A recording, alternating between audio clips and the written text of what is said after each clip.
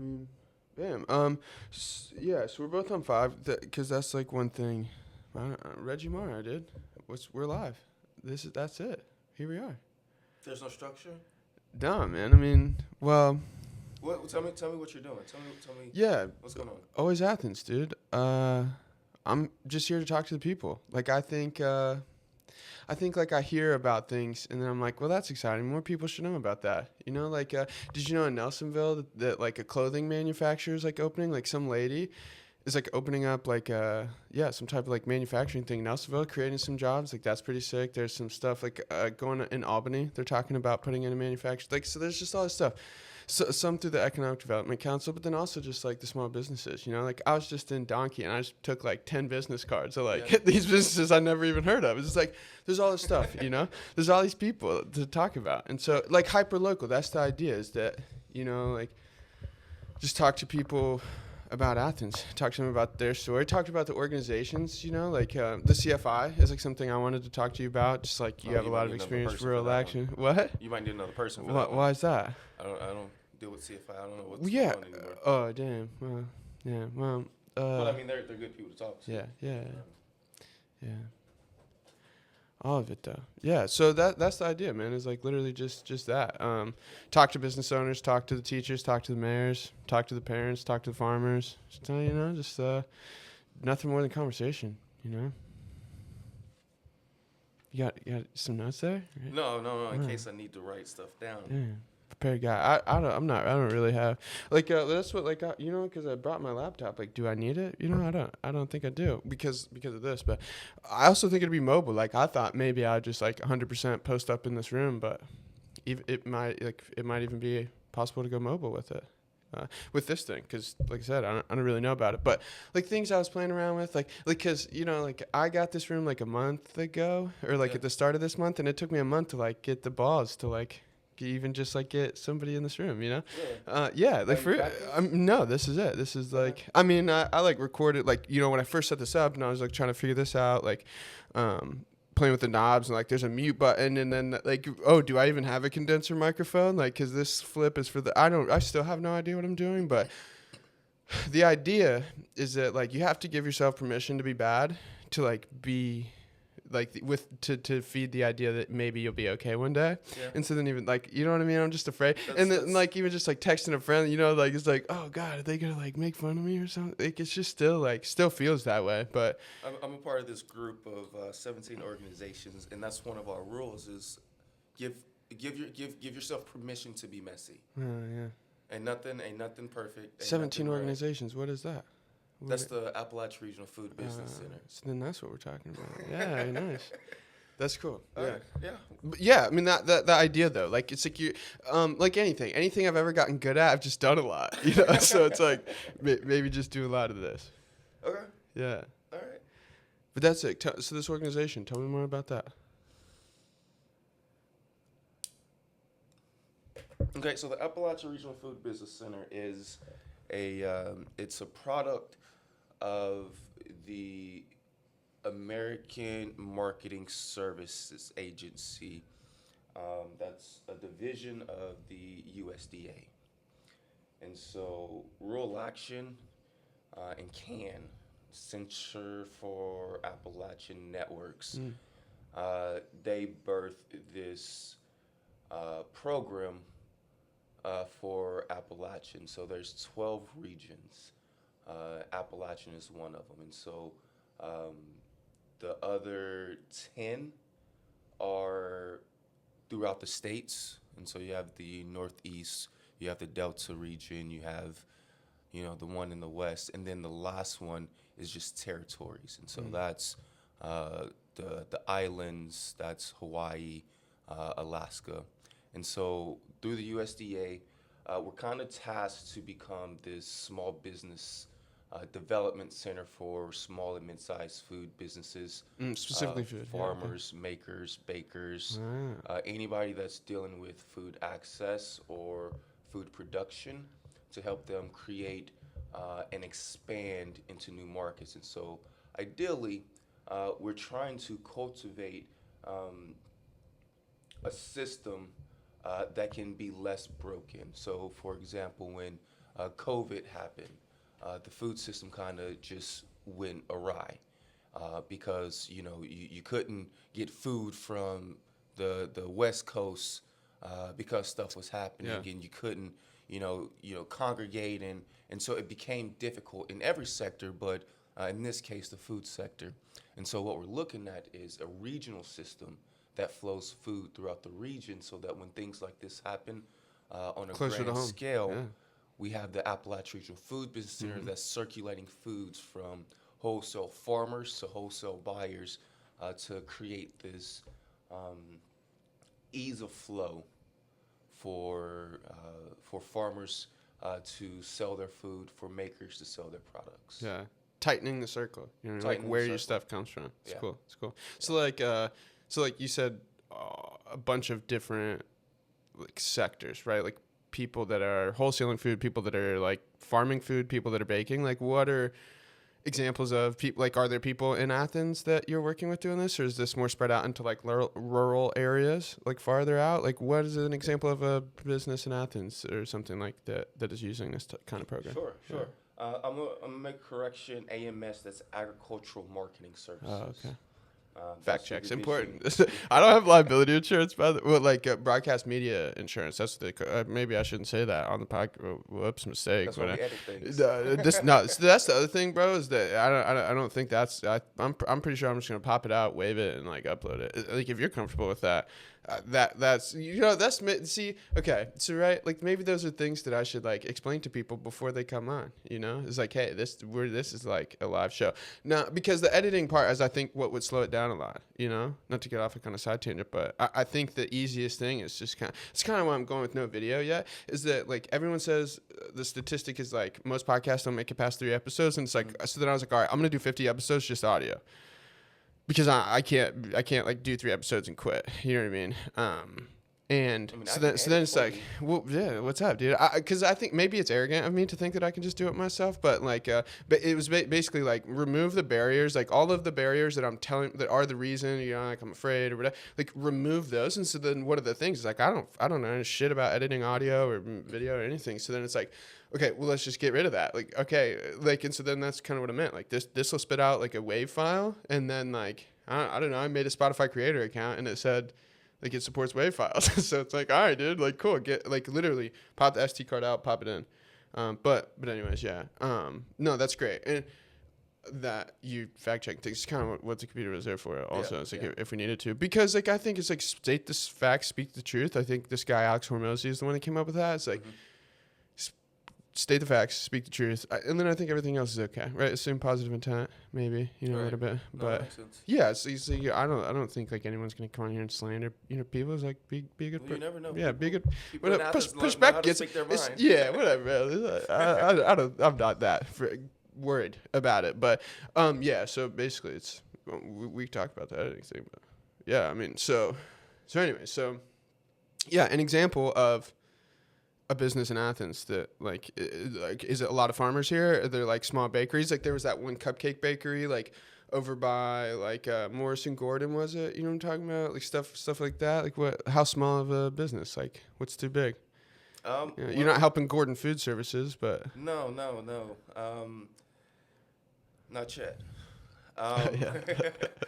So again, we're focusing on small and mid-size, and so I think the USDA defines mid-size of no more than like 1,000 employees. I don't know if that's the exact numbers, Yeah. but that's the scale that I'm Gotcha. speaking is in the thousands of employees, and I think it's a gross sales of more than like 10 million. Mm-hmm. And so if you don't meet those criteria, according to the USDA, you're a small or mid-sized business.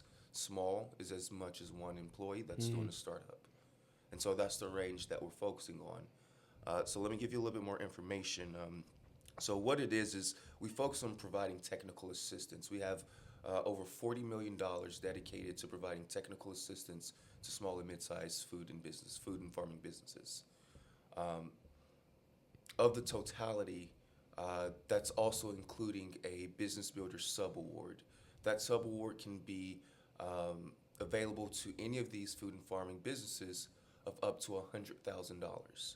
And this is no money is free, but it is money that can be given to you. It's a reimbursement system, which means you have to pay for it and submit your receipts, but you will get those fundings back. Just like in normal course of business, like propping up a farming business, things like that nature, just normal business expenses.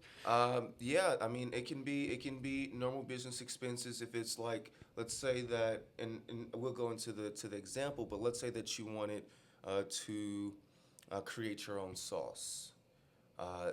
These funds can help you buy the bottling for it, the labels for it. We can provide technical assistance as to how to make the sauce. If you're making the sauce, you can reach out. So ACEnet, Appalachian Center for Economic Networks, that is one of the 18 centers within this. It's got like the shared kitchen services and stuff like that. Right. Like the Butcher Bites, right? Isn't that ran out of? Is that still ran out of ACEnet? Yeah, Butcher That's Bites awesome. is still That's ran cool. out. Yeah. So Butcher Bites. Shout out Butcher Bites. Butcher Bites is a long-term client of ACEnet, and then we have products like Crumb's Bakery. We have stuff like Hey Hey. What's that? Hey Hey. This is. I hope that they're well. Obviously, it's free publicizing. Yeah. But it's Kurt and Irene, and so they moved to Athens a few years ago, and literally at the beginning of 2024, they said, "Hey, I have an idea. I want to create something." So they reached out to ACEnet. We helped them get established, and they've created their business, Hey Hey, which they sell kimchi and different Asian American type cuisines, or sauces. And so, let's use them for an example. They applied for the Business Builder Sub Award. I help provide technical assistance, guide them through the process. And so once the funding comes through, they're able to get machinery to help, machinery and funds to even provide a job. And so these funds can help provide funding for The cashier, stock boy, yeah. And so, they were able to apply. Once they receive the funds, they're going to be able to get the equipment and hire the people that they need to expand. And so in that expansion, we're helping them build their business to something more viable. And what does that look like? That means we can reach out to places like Keller's Market. We can reach out to places like Local Roots and different types of grocers and markets for them to put their product in these shelves. So now that's growing their revenue stream. And so that's the idea behind it, is how can we help you grow your revenue stream? When you look at farmers, the funding is available for farmers, but it has to be post-harvest. And so when it's post-harvest, then you're able to look at things like value added. But you're also able to look at, let's say that you have a farm, but your on-site washing station got blew up by a tornado. We can help fund things like that. That's on-site, on-farm, as long as it's post-harvest. Gotcha. So let's say Adam. So all reimbursements. It's still like you're gonna go build this, and then you're gonna. But it is a full reimbursement. It's not like an interest-free loan or something. It is literal like a grant. Like they're not asking for anything back for it. No. Once you submit your receipts, it's about a 30 to 90 day turnaround process for you to get that. But yeah, that's about it. Nice. That's really exciting. And let's say you apply for one cycle. There's about in the proposal there was 5 cycles. So let's say that you apply for cycle 1 for 20,000. You can come back cycle 2 and apply for 40,000. You can come back cycle 3 and apply for the last 20,000. So it's a maximum of 100,000, and you can plan. Is it easier to get granted like 5,000 than it is to get granted 50? Because is that or it's just like if you only needed 20,000 now, and then it's like another thing comes up and I need another 20. Why would you not just go, hey, I need $100,000, figure out what to do with it? Each business is their own. Yeah. And so a piece of equipment may only cost 20,000, and that's all you need for this first phase. If you get this piece of equipment, you see that you're able to expand, and now you need to hire people, you can come back. And so it's kind of incremental. So we want people to focus on what they need and slowly progress to where they want to be. And so that's why the funding, but it is a strong system to where, you have to create a budget and say, this is what I need. This is what I'm going to do from this time to this time. And so if you don't follow that code, if you don't follow that budget, then you're going to end up owing the USDA, or you're going to end up not having. Oh, like a clawback type thing. Right. Ah, and so right. if you say you need a forklift, and you go out and buy a truck, then you're going to owe. Yeah, because that's not what you said that you need. Yeah. So there are stricter bases and guidelines to make sure that people are abiding by the requirements, so that the big thing, we're not funding businesses that's just going to flop. Yeah. No, that makes sense. Like, you don't want to just throw the money out there. It also kind of makes sense that there's like requirements to go with it, right? Like, yeah. No, that's awesome. Good stuff. And so then, like, where is this ran out of? You said like, so ACEnet is like one of the 18 locations. Like, are there other ones in Athens? Is that the only one? Is that just there's 18 in Ohio? You're saying? No. So there's about 18 organizations throughout this portion of Appalachia that. It is like across states. Yeah. Okay. Yeah. So the Appalachian Regional Food Business Center is like a cloud. Yeah. Okay. But you have your physical components that are providing the technical assistance in each of these centers. So for Athens, Rural Action and ACEnet are those two sensors. Oh, so rural action. Yeah, okay. Now that being, again, we're covering, Appalachia, but for Rural Action and ACEnet, we cover the entire state of Ohio.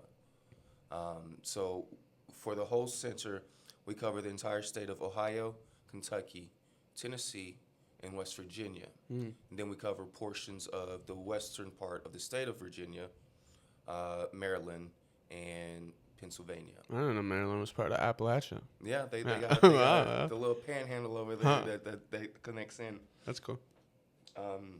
But yeah, that's the region that we serve. And so of these 18 centers that are spread out throughout these states, depending on where your business is or where your farm is, then we can direct you to the appropriate technical assistance provider that's closest to you. Or so you are working with people that you may be working with somebody out of any of those regions you just mentioned, West Virginia, Tennessee. Absolutely. I see. So I thought that it was way more focused right here, but that is cool. Yeah, that makes sense. I think at the beginning you did explain that it was all of Appalachia.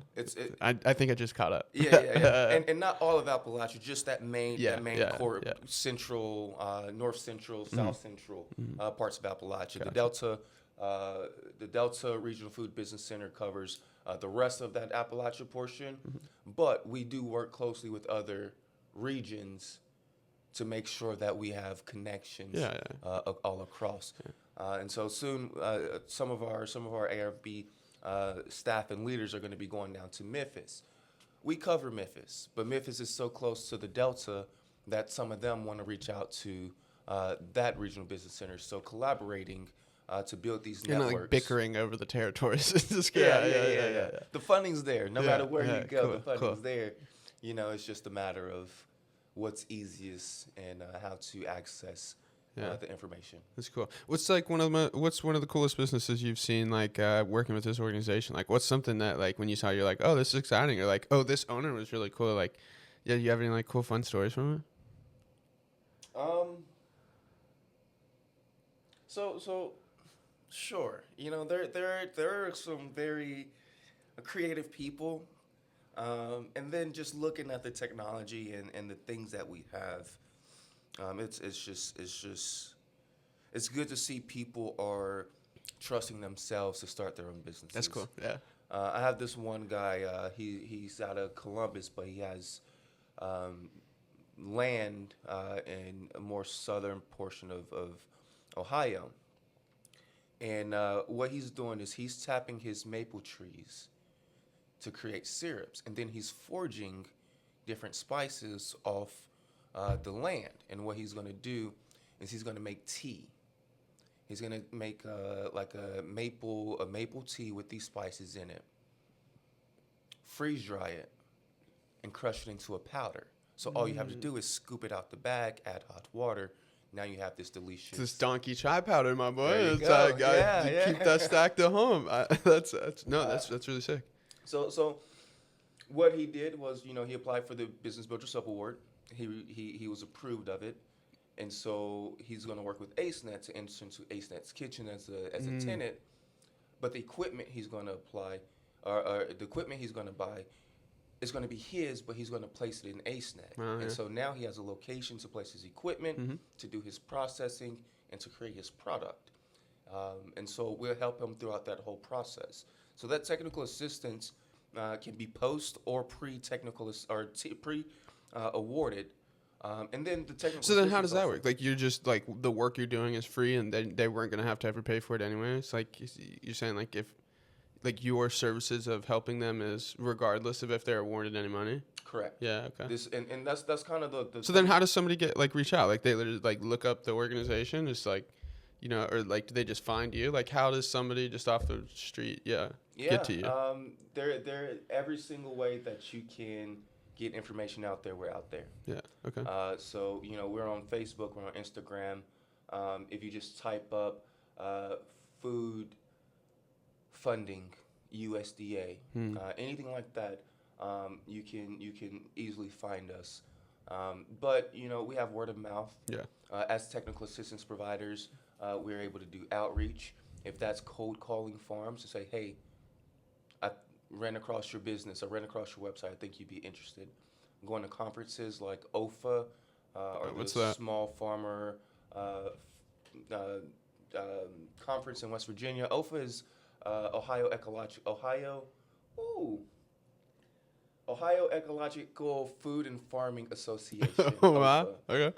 And OFA is such an amazing organization that I've been working with for years since I was at Community Food Initiatives.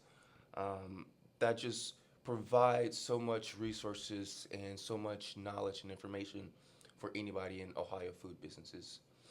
But yeah, we are able to just go out and reach out.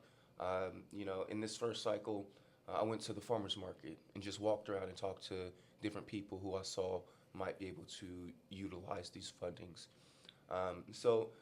Any way that we can publicize, we try to, and people will contact us. They say, hey, I need some help. I need capital assistance. I need a business plan, anything like that. And we internally vet them and talk to them and make sure they're viable for the project. And if they are, then we just continue to provide technical assistance. Yeah. Wow. So then, like, any stage, you could literally just be like, I think that I want to start a business. You don't have to be like, hey, I've put 7 months of research into this and I know how this would operate and I know what to do. Again, like, you could just maybe give yourself permission to be bad at trying to do something that you've never done before. Sure. And get some help along the way. That's really exciting. I think there's a lot of overlap with like other organizations. Like, it sounds like not one for one on the business thing, but where we're sitting, the Innovation Center right now, like, they facilitate a lot of that as well. Like, just helping a small business come in and like so many things that you don't think about, like a real logo. They were like, oh, we need a logo. And I was like, I just on pencil and paper wrote always Athens, and then made the Athens part a little darker than the always part. And I was like, this is it. And they were like, that's not going to work. I was like, what do you mean? I just say, you know what I mean? It's like everything takes a lot more work than you'd think. It's the small details. Because I don't know, maybe it's just my expectation. Maybe I'm just but No, I mean, I think everything in the world takes more work than you think it will. I mean, it's all about the effort that you put into it. Yeah. If it's something that you're passionate about, then it's not more work. It's just more time. Yeah. Because it's like, if you want to do it, then it's not a burden. You know what I mean? Right. Cleveland is 3 hours away, but I still I drove there and back this past Tuesday because I wanted to go up there for, if you want to be there, then it's like my desire to be there is greater than the burden of having to drive for 7 hours in a day. You know what I mean? Yeah. So it's not a burden. So I get that. But then also it's like I leave dishes at my sink for 3 days. Oh, yeah. Yeah, we're back. And I think it's recording again. Yeah. Beautiful. Look at that, getting practice pausing. But kind of touch on what you're saying. Yeah, from any part, man. If you come up with an idea, have one person in Ashebula County, all at the top of Ohio, she said, hey, I want to do a feasibility study on putting in a seed and grain mill in this portion of Ohio. No experience, Yeah. no knowledge, just an Here's this idea. Yeah. Here's this thought. Yeah. And she created her project proposal. She submitted her application, and it was something that we thought was viable for the Appalachian Regional Food Business Center. She qualified. She met the score floor, or the score minimum, and she's able to do a feasibility study. So yeah, any part of that process, and that's what technical assistance is for. You come to me with an idea. It's like an open-ended item. It's not like it is these 4 things and that's it. Like it is like, well, what do you need? Yeah. Context matters. Yeah. Yeah. You come to me and you say, hey, I have an idea, but I don't know how to write a business plan. Yeah. I'll help you write a business plan. Yeah. And we'll keep moving forward down that process. Or you could be a place like Shagbark or Milo's or Snowville that has everything, technical assistance, or has all the knowledge and experience, but they just need the funding. Mm-hmm. And so we're able to write that letter of support and say, hey, we support this business, and we support what they're doing to expand their product line or to expand their outreach. We want to fund them. And so, yeah, any part of that process, it's about how much do you want to apply yourself to your goal and your dream. Mm-hmm. And if I see that spark, then I'm behind you 100%. Yeah, that's awesome. Exciting stuff. Yeah. Like you said, you can't talk about whatever. You're not the CFI. We can still talk about the CFI though. Like it's still a cool organization, right? It's still. Now I'm hot on the mic. Yeah. I Yeah. have to say yes. I would love to talk. About Yeah, CFI. that's the yeah. I mean, come on, what's up? The plug the CFI. I think CFI is cool. The Community Food Initiative, because that's kind of. Well, that was like during COVID, right? During COVID, I got laid off from pub, and I was like, I don't have anything to do, and then it kind of just 2019. yeah. And then yeah, just like going there, I thought that was cool because even now, like it just sounds like overlapping, like the Amish farmers market, like we're not the Amish farmers market, the Chester Hill Produce Auction. Yeah. Like I don't know. Those people come to mind when you talk about things like that, like those farmers, and I mean maybe the Amish aren't asking for like these types of things, but I don't think they pay taxes. I don't think they will qualify. yeah, well, honestly, that's pretty cool. I think it's also like in the Bible to not like take interest from people. Is that true? I don't know. Anyways, Well, I don't want to pay interest in. Yeah, I mean, but this is grant stuff, so you don't even pay it back. But yeah, but you have to be registered. Yeah. And most people that operate in the I call it the horse and buggy community because it's more than just the Amish community. facts. You have to have an LLC. You have to be registered, which requires technology, which they don't use. And so that's kind of that loophole is they don't use technology, so they don't have access to it. I'm sure there's a lot more to it, but essentially. And so, unfortunately, even though most of them are wholesale buyers, and we need wholesale buyers, and we need farmers to want to wholesale their product, unfortunately, those. Oh, well, that is a usually lot different. Wholesaling don't versus qualify. like just straight to consumer. Like Right. I'm just growing some tomatoes and taking them to the farmer's market. It's like I'm selling to now like the university, whatever. I got 10 acres of tomatoes. Yeah, I got 10 acres of greens. That's what you're looking for, not That's- the I got Well, you. we're looking for everybody, Yeah. but we want to tackle those farmers who can't wholesale buy and say, hey, we want to work with you to try to provide you an outlet. Because a lot of the farmers, a lot of these old-time farmers, they were mostly wholesale farmers. Mm-hmm. But they don't have the resources and the outlets to sell that. And so they have to scale to the community that they serve. See, it just like to me, is that the Chester Hill Produce Auction, it's just like I don't understand. Like to me, it sounds like the CFI needs to plug into the right more farmers across the thing. You know what I mean? Like, because what the CFI is really like. You call it like a food bank of the perishable items, right? So it's like, and rather than focus on the things that a lot of the food banks drive, which is your like shelf stable canned stuff, like the Community Food Initiative is specifically focused on perishable items, right? Like your produces, your eggs, things like that. Mm-hmm. And I would think that that's super cool. And so then that's why I just really enjoyed it because it came from a different angle. Like you don't hear about that. And just like what you talked about, like the way that rural action, like you load up that truck and there's like, drop off at this church and drop off at like this little elementary school. And then like all this, like, I think that's pretty sick. And so then you're talking about like trying to support small farms and stuff like that. It's like, get those people too, like get the CFI to like also buy from those small farmers that are trying to prop up, like, I don't know. It seems like this, like a supporting mission. You know what I mean? In a perfect world, Yeah. in a world that we're living in right now, Yeah. that stuff is ideal. But unfortunately, when you look at the low employment of a small organization like CFI, Yeah. you don't always have that ability. However, living in a place like Athens, you do have the farmers market. You do have places like Siemens and Kindred that will take local produce, even though they're not wholesale I buyers. didn't know. They are able to take local products and put them in their stores. You do have places like Butcher Bites and Crumbs Bakery that can use local products in their value added end product. But that time that we spent at CFI taking that stuff around, that's all grant fundings. That was maybe 1 or 2 years of funding that they don't have anymore. Yeah. Okay. There you go. And so Follow the money. we were buying, truckloads of produce. This and is taking it that's not around. happening as much anymore. Like No, CFI is not. It's just like the donation center up at the thing. I didn't realize that. And yeah, Wow, that sucks. And it also depends on the capacity of the person and the position. Yeah.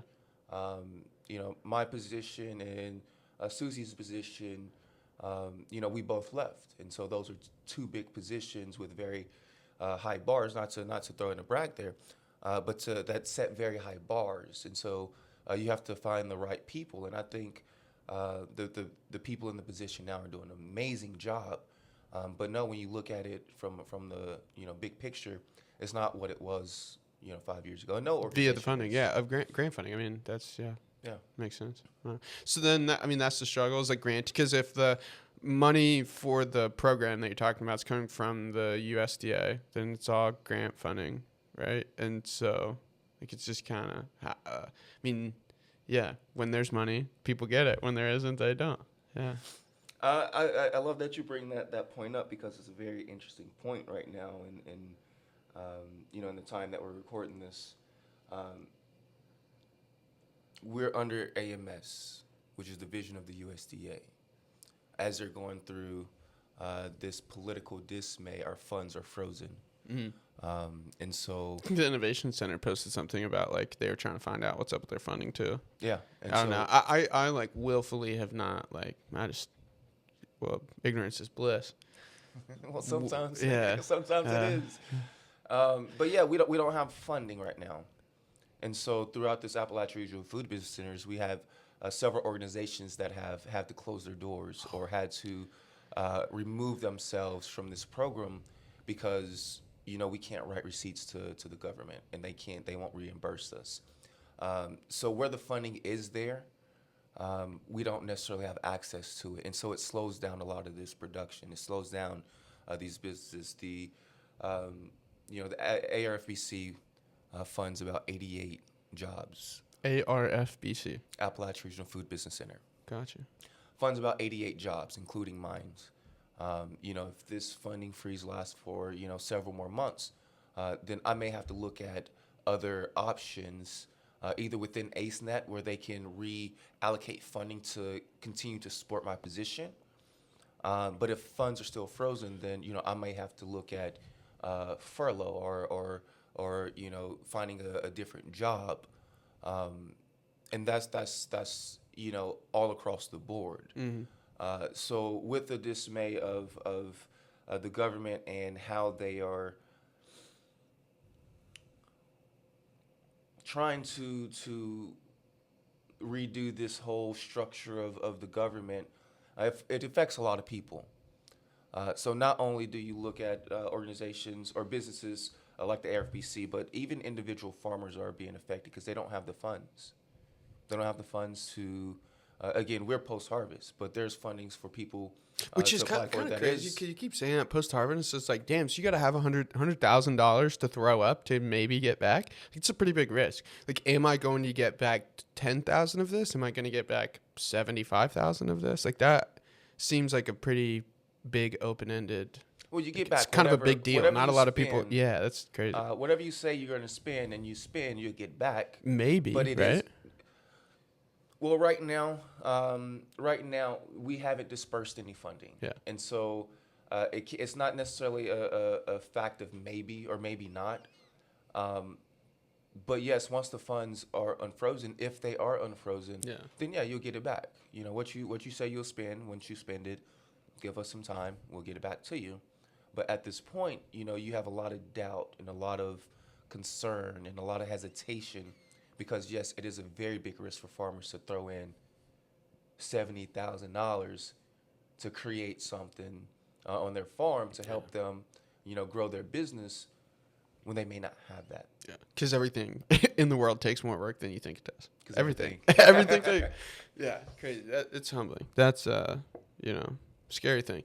So then how does that, like, why is this important to you? Because, like, you work for the CFI and it felt like kind of the same thing where it's like, damn, this job might not, like, I might, like, kind of get screwed out of this. Like, screwed. Like, you know what I mean? It's kind of the same deal. Like, it feels like a very similar situation where you're like, fuck, dude, I might not know what's going on. Like, what is, you know, why this seems pretty important to you to, like, take that. You know, I think I have two answers for that. For one, growth. At CFI, my ending position was director of sourcing and distribution. But I was solely doing that for the, you know, at the time, you know, I was working throughout most of Southeast Appalachia, specifically with food pantries, learning how to distribute food, working with Shane at Rural Action to help establish a farm to pantry ideal of a program. But being such a small organization, the amount that I was being paid just didn't cut it. So there needed to be a change, which is, you know, why I temporarily went to the university. Thought there would be more funding. They provided me with the opportunity to continue to work with distribution methods to supply food to the food pantry. So, you know, I gained some knowledge in there, but this idea of a system of distributing food. So right now, with ACEnet, my title changes to the Regional Market and Distribution Coordinator. So I'm looking at this idea of distribution. How do we get a flow of food? I'm sure in the past when we've sat down and just had conversations, I would have mentioned that I lost my train of thought. Talking about your new position with ACEnet, the regional, like in what you do in that position, I think is kind of where you were leading. Oh, I know where I'm headed. In our talks, and I've said this to several people, you know, you think back, you know, this area was a coal mining industry. Mm-hmm. Millfield, shout out. That was their cash cow. But now that that's gone, what is their cash cow? And I truly think it's farming that can revamp and re-establish local economics and really build up Southeast Ohio. But how do you do that when there's no distribution system? And so looking at that idea behind how can we get the flow of food regionally is, I think, where I'm focused. So how do you do that? What's the start? Like first getting the farmers, like the farmers knowing who they are. And like if people don't know who the people are, right? Then maybe that's just step one, starting the community, the environment. Not I think we're on like step 100. So looking at all the partners, whether that's Coalfield or Sustainable Development, whether that's CAN, all these methods have been tried and tested before. So it's not so much about where do you start physically, it's more so where do you find and aggregate all the information, and it's like a puzzle. I love puzzles. You take all this information and you organize it to a big picture. Mm-hmm. And so what I think I'm focusing on is not only identifying the applicants and the awardees of the Business Builder Sub-Award and trying to introduce them into a new market, but taking all the information, whether it's GIS mappings, whether it's distribution routes, whether it's renderings of different types of structures, soft structure, infrastructure for warehousing, for aggregation, whether it's building kitchens and small food hubs in gaps throughout Appalachia. All the information is out there because everybody that's focused on it in the last decade has it. But my idea is to collect it and put it together like a puzzle to help create this. Yeah. And so, working with CAN, that's really the big one, to try to establish this and collecting, the information that's out there. I think that's where I start with it. Yeah. Or continue with it. Like instead of 100 like independent operators, maybe, yeah, like increase the network between them. That makes sense. Yeah. Yeah. Nice. But that's to go back to your question. That's why I do it, but that's professionally. Now, if you ask me personally or as a community man, I have 5 pillars in which I would like to build my brand on, and that's youth development, that's local economics, community health, that's food access and food security. Mayor Morrow.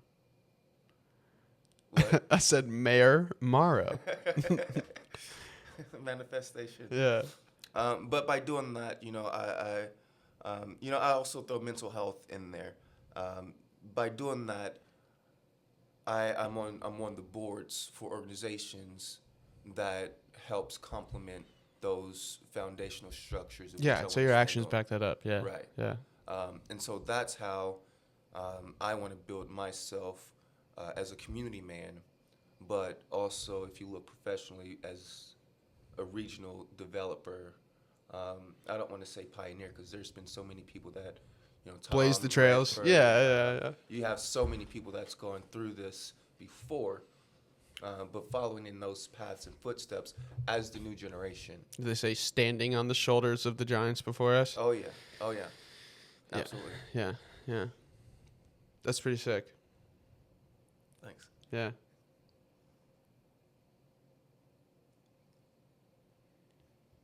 What else you got for me? Dude,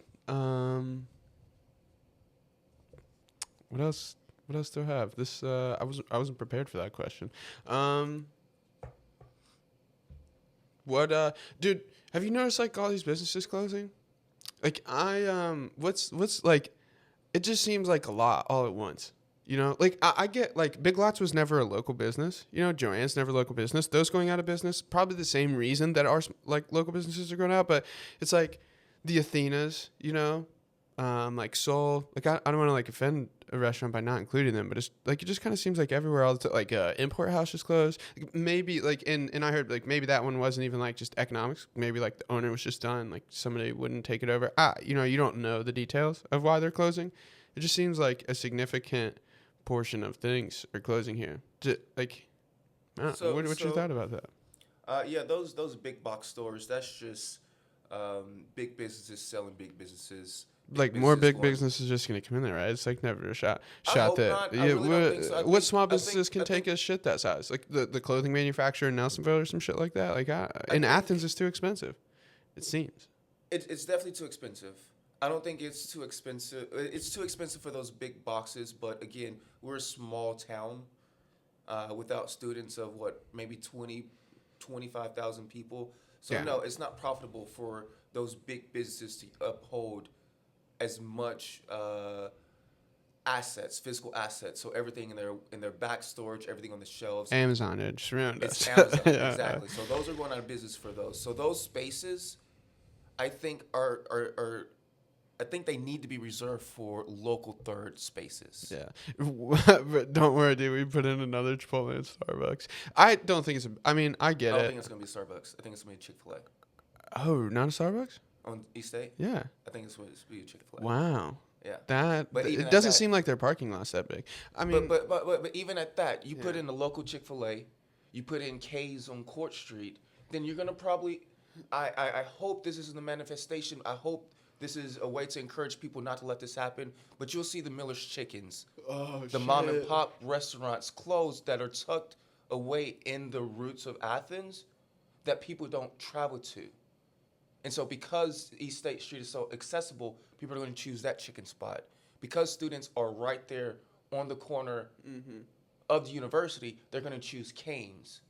People are going to go to the new chicken spot on Court Street because when they're walking around, that's easily accessible. Yeah, but and that's what makes things close down. But to get back to that point of local businesses closing, that is a true problem that as citizens have been seeing. There's been town halls about it.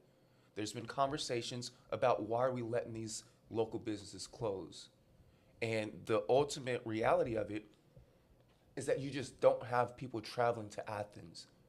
Their big season is so when crazy. students are in. It's so crazy you're saying when this. you have Boogie on the Bricks, when you have Your Brew Weeks. Brew Weeks. Your Halloween. God, Halloween those sucks. those are cash cows, but throughout the rest of the year, you don't have enough people coming in wanting the services.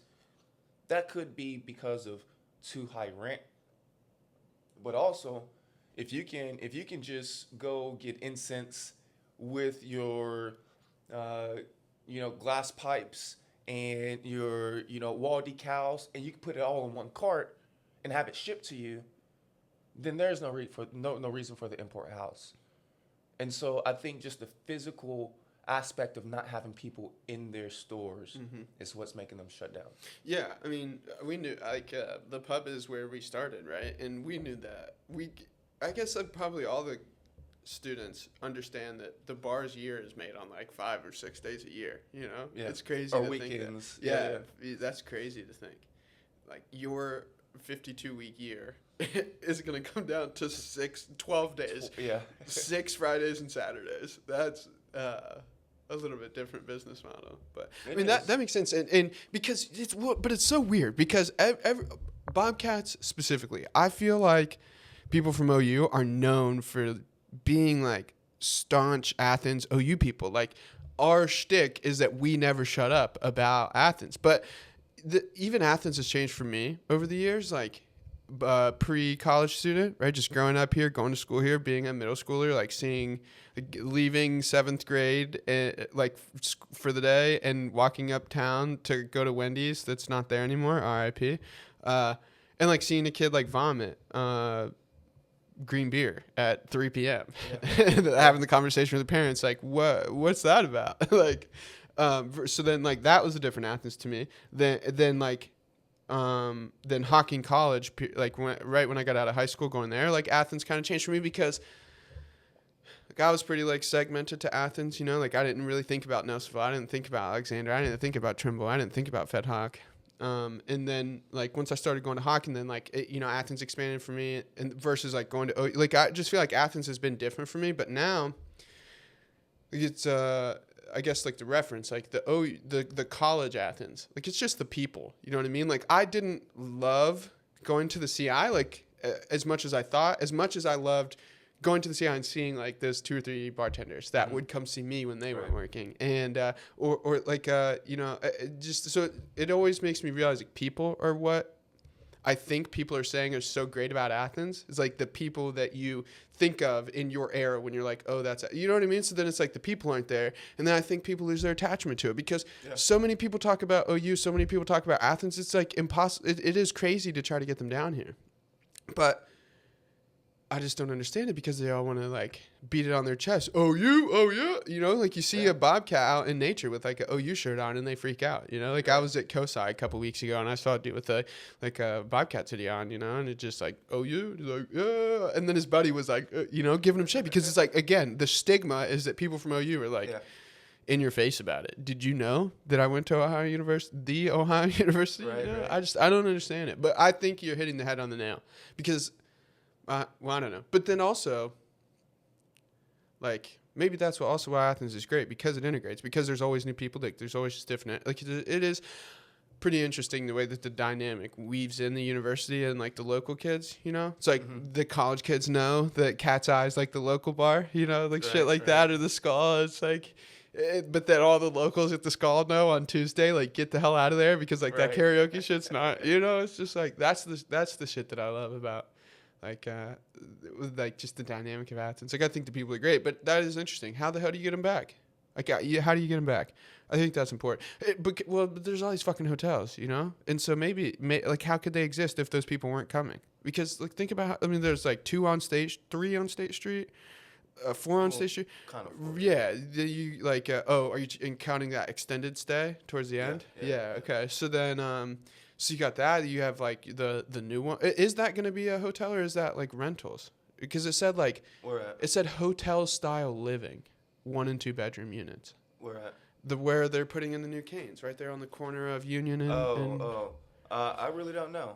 I don't know if that's going to be a hotel or if that's going to I don't know rental. Yeah. Well, the OUN, it's just like how many hotels are in, like I feel like that's a lot if you're saying we got 20,000 people, you know? But it's like, are those hotels also operating the same way the bars are, where it's like they can make enough money on 7 or 8 weekends a year I think they have to justify being open all year? More weekends, but yes, that's exactly how it is. But you also have a lot of corporate.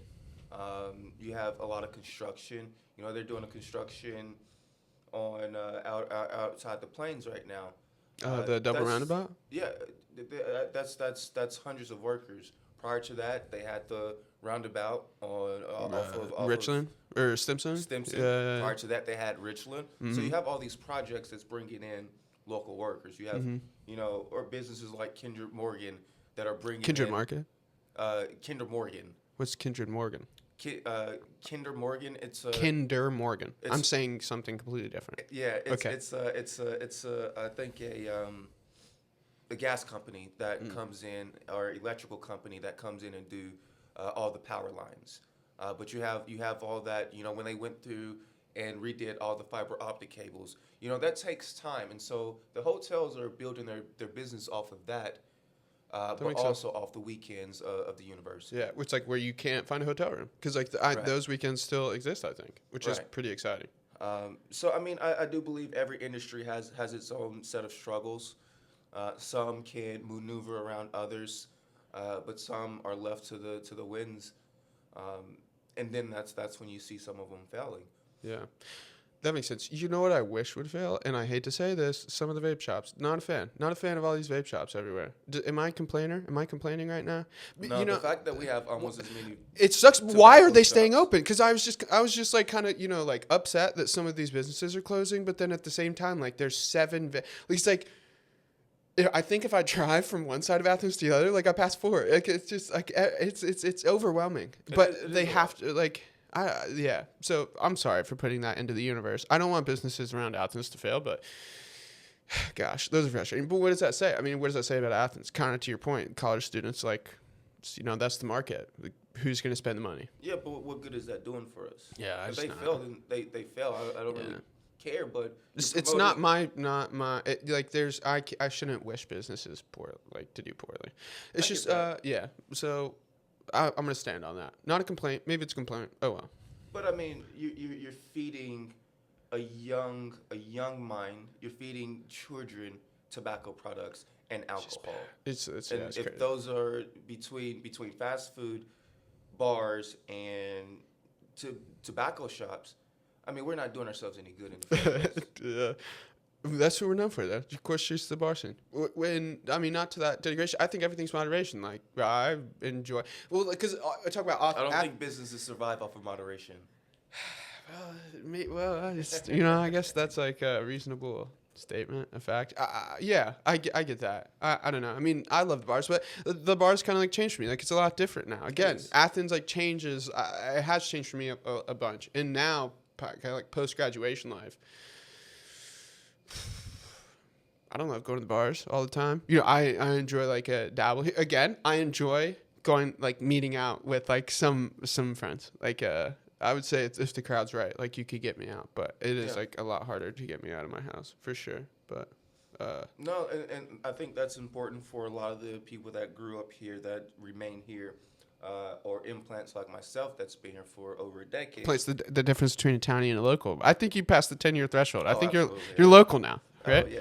Right, because for the difference is that a local is like here maybe through OU, but a local is like like they were here not because of OU, and then a townie's like they came for OU and then they stayed. But then there's like, you know, the 10-year threshold. So you're a townie for 10 years. After 10 years, you get the local brand. But that's the difference, because a lot of people would call me a townie in college, and I'm like, hold on. Not a townie. I'm a local. There's a difference.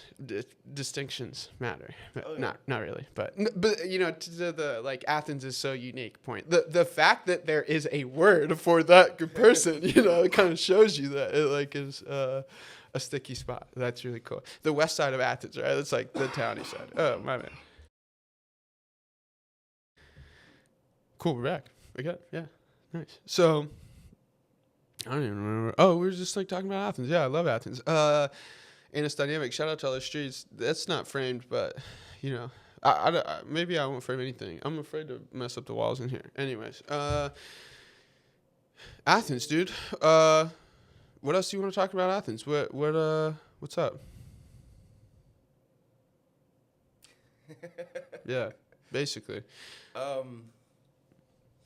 You touched on something earlier that I can speak to, but talking about the brand of Athens, talking about, you know, why you don't really see people coming back, or why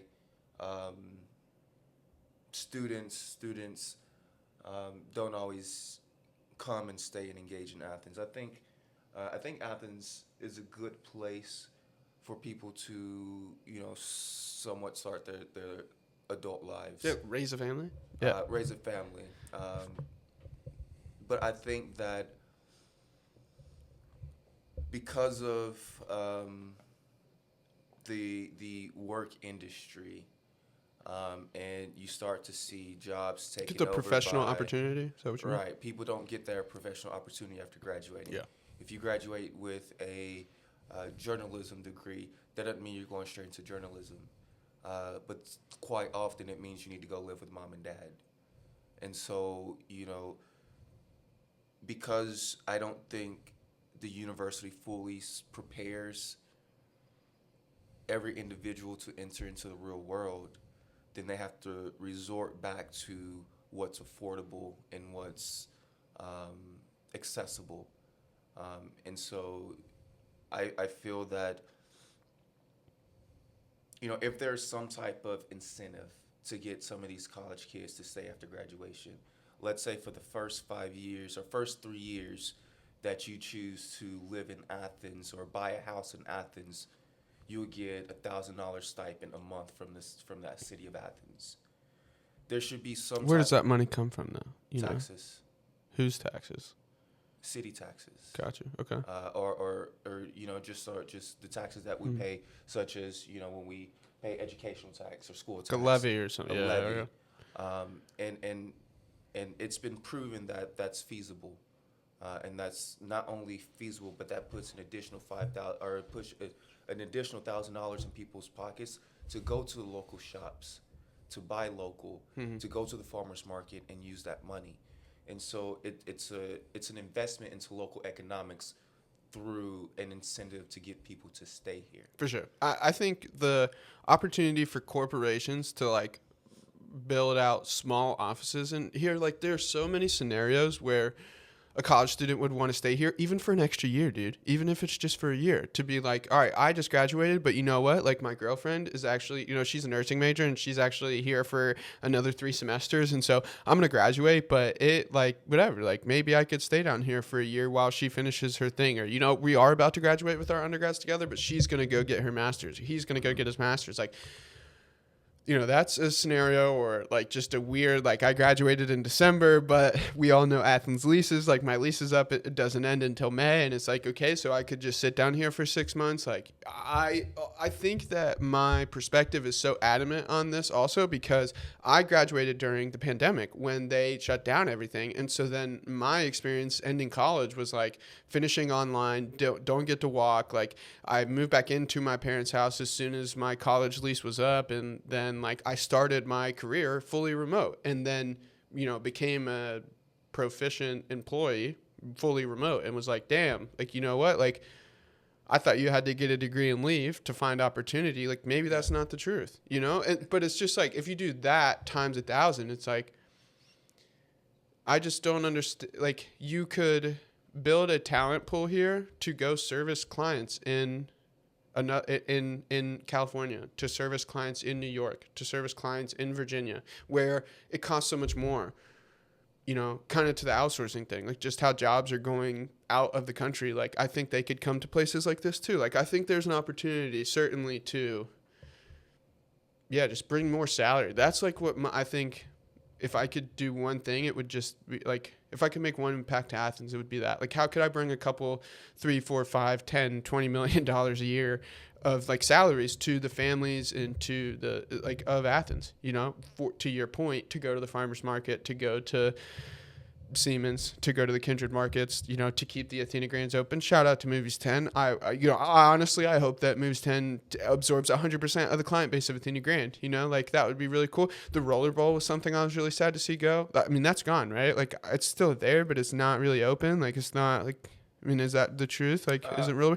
Like, I'm not sure, but I do know the Hell Betties still play and practice, so maybe that's reserved for them to practice. But I don't know if they're operational to the public. Well, so just like that. Like, it would be sick if there was more money here. It would be sick if the rub off, because like the other thing about like, it's like the opportunity. It's not only like the opportunities of the businesses, but it also seems like the rub off. You know what I mean? Like, it's like the guy in this little like neighborhood in some suburb of Columbus. It's like that guy like grew up 2 houses down from some dude who's got like a lot. Because it's like, so it's not all. It's so much like the people that you know, or even just like the people in reference to you. Like, to be like, oh, this is like, this guy's super successful. But like, kind of just the rub off of everything, of like the people that are successful. Like the qualities of those human beings, not like of them professionally, but just like, you know, like, so it's just the rub off of that. Like, how could we get that here, you know? And well, I think you know, everybody likes a good rub off, and so yeah, I mean, you're not wrong, man. But no, if you look at things like ACEnet, the Center for what's in the library, C-suite. If you look at the innovation centers that is here to help people. Shout out to innovation centers. Shout out to innovation centers that are here to help people build their business. It's a lot easier to build your business in a small town and potentially scale up. Yeah. And so to invest in the Center for Entrepreneurship, to invest in not C-suite, CoLab. It was designed as C-suite. That's a long story.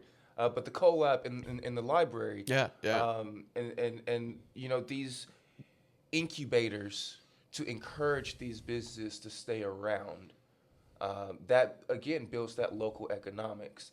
That also provides jobs. Sure, it may be 3, 5, 7 jobs, but that's 3, 5, 7 more people that's employed. Yeah.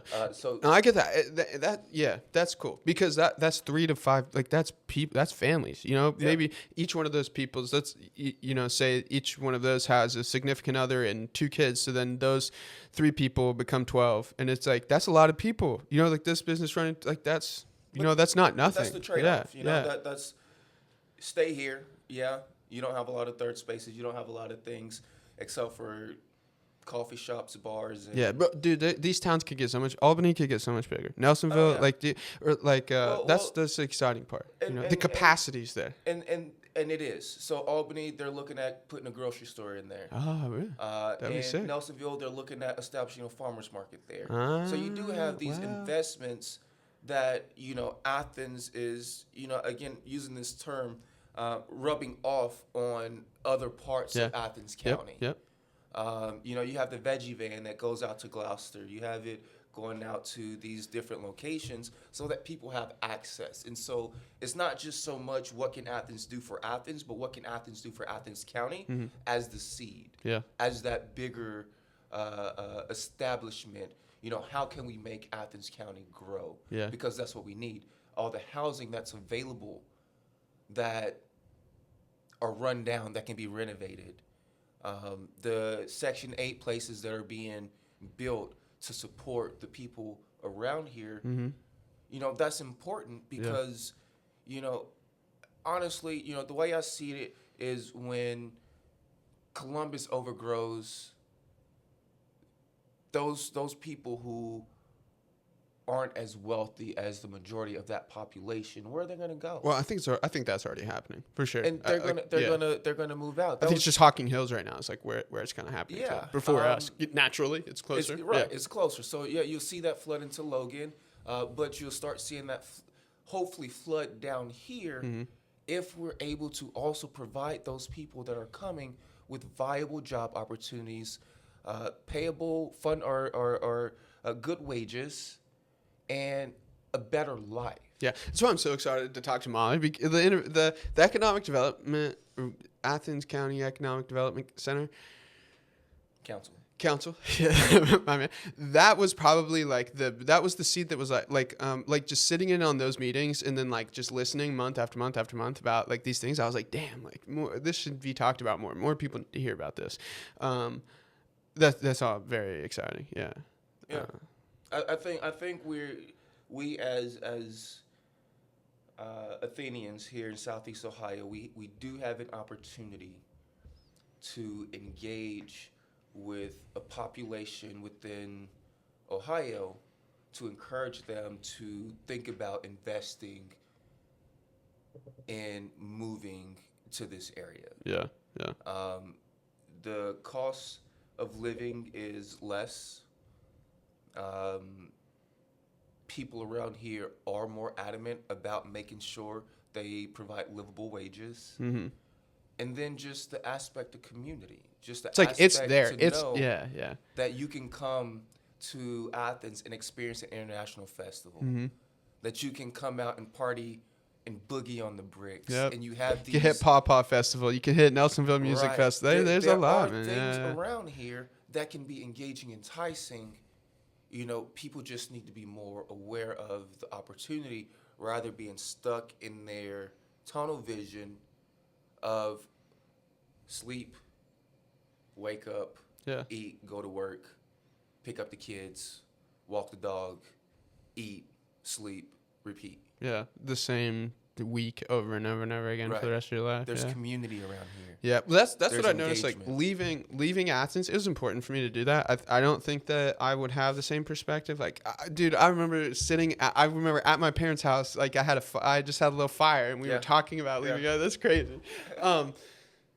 Probably 2021. Right before I was leaving, I was like, well, kind of like it just feels like I have to get out of here. Like I don't have a choice. Like it feels, and then like I leave, and then that was the biggest thing. Like it was such an aha moment. Like when I was finally in Cleveland, I was walking to a Browns game a Sunday morning, walking to Muni lot, and I realized like sports are so important in these big cities because it's the only sense of community that there is. There's so many people that it's desensitized, and so it's just like there's so many people that you become desensitized. Then you're walking down the street with this like mindset of just like you're like, leave me alone. Like, God, I don't like. I'm different than you. You're not me. Like, what? It just feels like really weird. But then you like show up to this thing where you're in a stadium with whatever 70,000 other people, and it just made me realize that is their sense of community is sports. And so I guess like if you don't have a sense of community, it makes sense why that would be it as a replacement. But like, there is no like, professional Athens team. Like there's 300 people go to a Copperheads game, like it's not the same thing.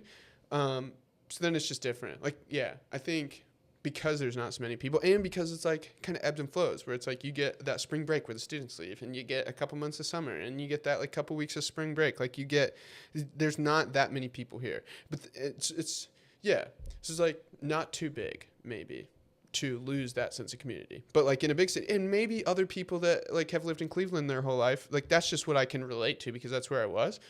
Maybe other people feel completely different and they feel as like small and tight knit as, in their little suburb of Cleveland or something like that. I just happen to live downtown and like it just wasn't there. All right, so here's my thought on that.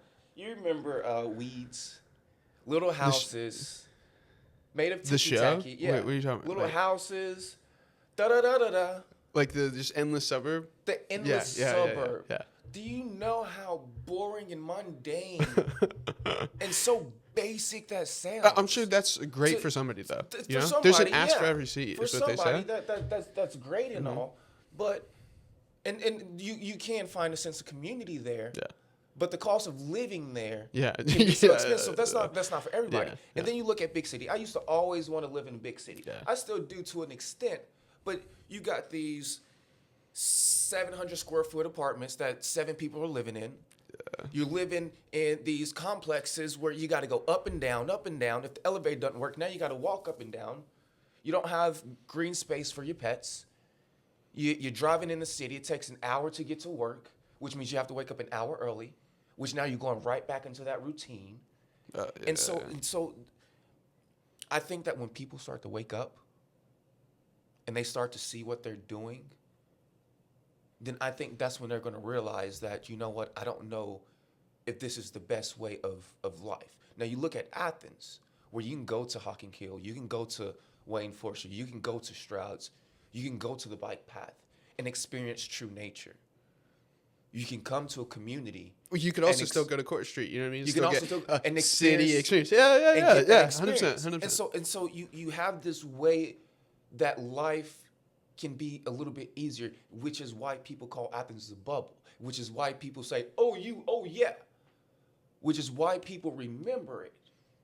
And it makes it such an important staple of people's life. Just not important enough for them to come back to it. Right? Yes. Why? Yes. Yeah. And it's not just Athens. You have Athens everywhere. Yeah. And so when you realize that you're putting so much into a system that doesn't work for you, and you start to realize that there's your own system or system of the universe that is already within you, and once you're able to tap into that, then you may not want that city life. And those are the people that I'm looking to migrate towards this part of the state. It's because when you're able to tap into that energy and really get an understanding of what's important in life, then I don't think those houses made of ticky-tackies or those concrete jungles in the city is really meant for the way as a human species we're supposed to live.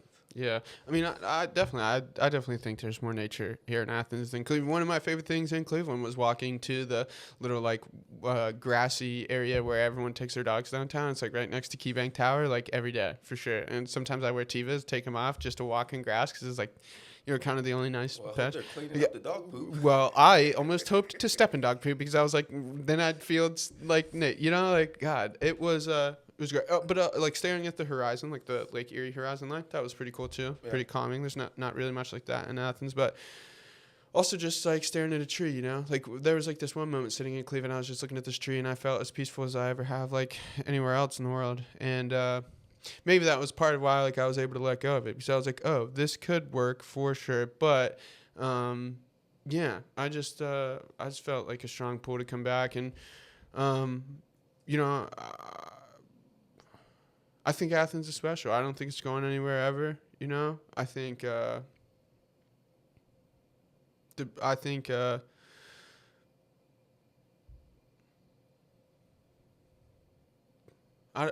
it's really hard to change Athens, you know. I think the people of Athens, like, I don't want to say it's like a tradition. I think it's just like ingrained, you know. It's a mindset, yeah. So that's pretty sick. Athens. Shout out Athens. Shout out to Athens. They do. Nice. Well, Reggie, dude, I really appreciate you. Ripping the Band-Aid off with me. Yeah. I was really nervous. Hopefully the sound level on this is okay. You know, hopefully it's like pretty easy to upload. We'll find out. Yeah. Spotify creator, what's up? No, I appreciate you having me and letting me vent and open up about who I am and what I do and what I stand for. No, it's been a pleasure. Yeah, I mean, like, so basically, Athens. Like, I just want to talk about Athens, talk about people from Athens, even if they're not in Athens anymore. Like, people that work with people in Athens. Like, if there's anybody that runs a business or, like, these people that you're talking about that are, like, trying to start businesses or trying to, like, prop up a farm or anything, like, I would love if you'd send anyone my way, like connect me with them. Like, just if you're interested, I'll probably will be, you know. Yeah. Perfect, awesome. Thanks so much, dude. Yeah, thank you. You're the man. Appreciate you.